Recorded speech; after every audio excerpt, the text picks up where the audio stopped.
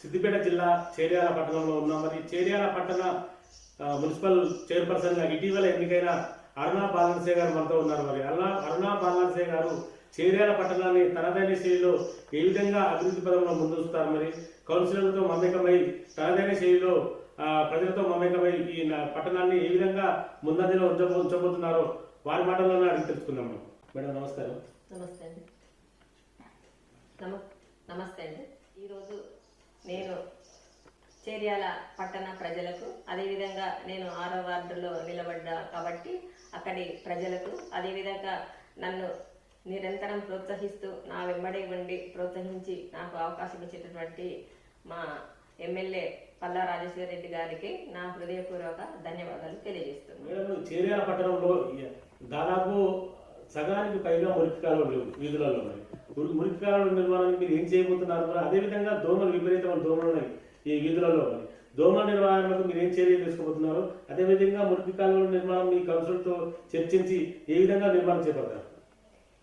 మేము మా కౌన్సిలర్తో కలిసి అంతటా పర్యటించి అక్కడ ఎటువంటి ఆస్కారం లేకుండా మురికి కాలువలను ఎత్తు పల్లాలు చూసుకుంటా మురికి కాలువలు నీళ్లు మొత్తం పోయే విధంగా మురికి కాలువలను నిర్మిస్తాము. అదేవిధంగా మా వర్కర్స్ తోటి ఫాగింగ్ చేసి అదేవిధంగా బ్లీచింగ్ పౌడర్ చల్లిపించి దోమల నివారణకు మేము పాటుపడతాము.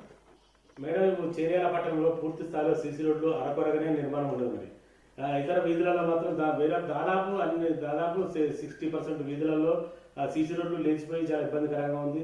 నడిచి వెళ్ళడానికి కూడా పాదాచారం చాలా ఇబ్బందికరంగా మారుతుంది. మరి ఆ నేపథ్యంలో మీరు నూతనంగా ఎన్నికైన మున్సిపల్ చైర్పర్సన్గా సీసీ రోడ్డు నిర్మాణం ఏ విధంగా చేపడతారు? మరి ఎలా ఉండబోతుంది రాబోయే రోజులలో? మేము మా పాలక వర్గంతో కలిసి అన్ని రోడ్లను సమీక్షించడం జరుగుతుంది. ఇంతకుముందుకే పైప్ లైన్లు వేయడం వల్ల చాలా రోడ్లు డ్యామేజ్ కావడం జరిగింది. కాబట్టి మేము సంబంధిత అధికారులను పిలిపించి వారితో మాట్లాడి మేము సీసీ రోడ్లను వేయడానికి కృషి చేస్తాం. ఇప్పుడు రాబోయేది ఎండాకాలం, మీరు ఇటీవల ఎన్నికైంది కాబట్టి రాబోయేది ఎండాకాలంలో తాగునీటి సమస్య చాలా ఇబ్బందికరంగా ఉంటుంది. తాగునీటి కోసం చాలా కటకట ఉంటుంది. మరి ప్రజలు అసలు నీళ్ళ కోసం ఏడు నల్లొస్తూ అక్కడ మీద తెచ్చుకుంటారు. మరి ఏంటంటే ప్రతి వీధికి నల్ల ఇస్తామని చెప్పేసి చెప్పిన ప్రభుత్వం, మరి ఇప్పుడు మాత్రం వచ్చే ఎండాకాలంలో అరకొరగా వాటర్ వస్తాయి. మరి ఆ వాటర్ను అధిగమించడానికి మీ వంతుగా మీరు చైర్పర్సన్గా మీరు ఏం చేయబోతున్నారు? మేము కూడా పర్యటించేటప్పుడు చాలా చోట్ల నీటి కొరత ఉన్నట్టు మేము కూడా గమనించాము. మా వార్డు కౌన్సిలర్ అందరితో కలిసి ఆ సంబంధిత అధికారులు పిలిపించి ఎక్కడైతే నీటి కొరత ఉందో దానికి చర్యలు చేపట్టి ప్రతి ఇంటికి మిషన్ భగీరథ వాటర్ను, స్వచ్ఛమైన వాటర్ను ప్రతి ఇంటికి అందేలా మేము కృషి చేస్తాం. సక్రమంగా నీటి సరఫరా ప్రతి ఇంటికి అందేలా మేము కృషి చేస్తాము. ఎక్కడైతే లీకేజీలు ఉన్నాయో వాటిని కూడా పునర్నిర్మించి అందరికీ పారిశుద్ధమైన వాటర్ని ప్రతి ఇంటికి అందేలా మేము మా పాలకవర్గంతో కలిసి మేము కృషి చేస్తాము.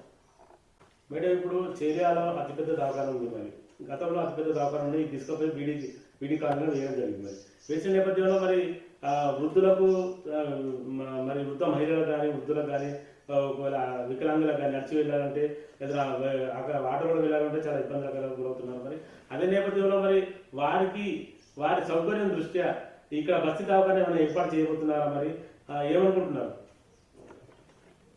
ఇంతకుముందుకు హాస్పిటల్ ఉండేది. మన ప్రజల యొక్క అవసరాల మేరకు, వాళ్ళ ఆరోగ్య స్థితి మేరకు ఇక్కడ మనము బీడి కాలనీలో పెద్ద హాస్పిటల్ నిర్మించడం జరిగింది.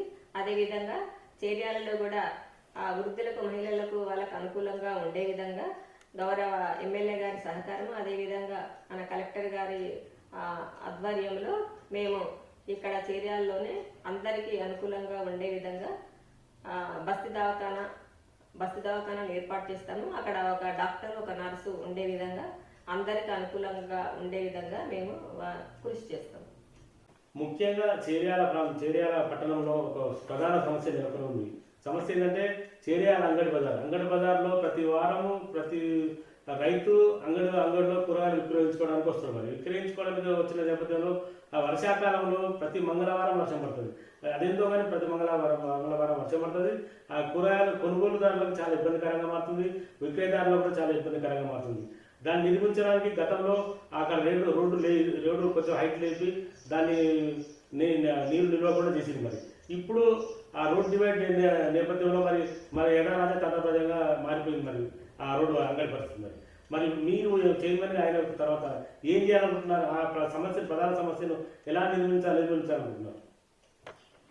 గతంలో నేను సర్పంచ్గా ఉన్నప్పుడు కూడా ప్రతి మంగళవారం రోజు ఇదే విధంగా కూరగాయలు వాటర్లో తేలియాడుతూ ఉండేటివి. మేము అది గమనించి మేము సర్పంచ్గా ఉన్న సమయంలోనే దానిని రోడ్డు వేపించి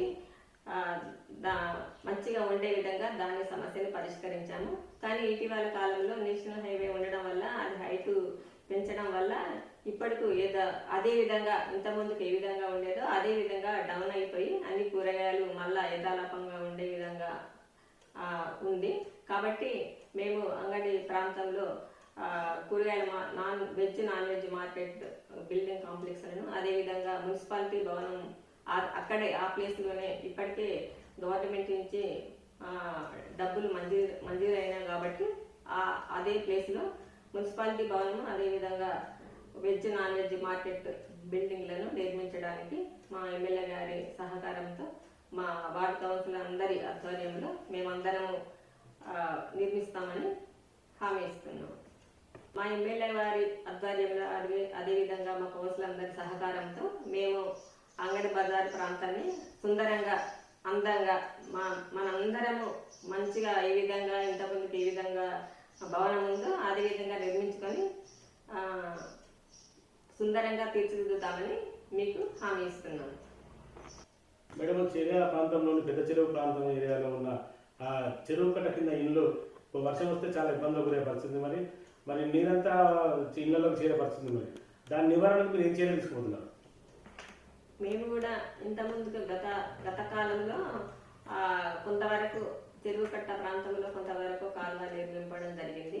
అదేవిధంగా మేము ఇరిగేషన్ మరియు రెవెన్యూ శాఖ అధికారులు పిలిపించి ప్రతి ఒక్క రైతు దగ్గరికి తీసుకెళ్లి వారికి ఎటువంటి అవసరకార్యం కలగకుండా వాళ్ళకి ఏదైతే నష్టపోతారో దానిని వారికి ఇప్పించే విధంగా కృషి చేసి మేము ఈ కాలువను ఈ పెద్ద చెరువు మద్దతు నుంచి కుడి చెరువులోకి పడే విధంగా, అంటే ఎక్కడ నీరు నిల్వ ఉండకుండా కుడి చెరువులో పడే విధంగా చేసి ప్రజలందరూ ఏ విధంగా ముంపుకు గురవుతుందో వారికి మంచిగా ఉండేటట్టు మేము మా ఎమ్మెల్యే గారి సహకారంతో మా కౌన్సిలర్ సహకారంతో మేము పట్టణ అభివృద్ధికి కృషి చేస్తాము.